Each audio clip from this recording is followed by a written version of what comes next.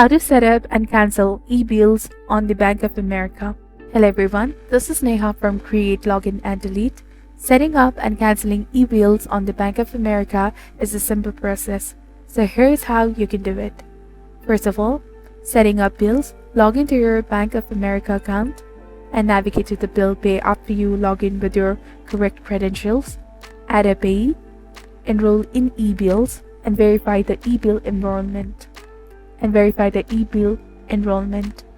Talking about canceling the eBills, first of all, you have to log into your Bank of America account with your correct credentials, and then you have to navigate to the bill pay, manage payees, and locate the payee, cancel eBill enrollment, and do the confirmation.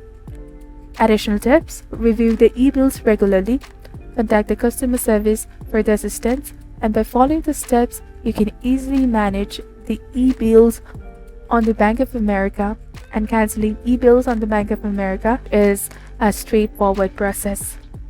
So this is all about how to set up and cancel eBills on the Bank of America. If you found this video to be helpful, do not forget to like, comment, share, and subscribe to our channel for more amazing contents.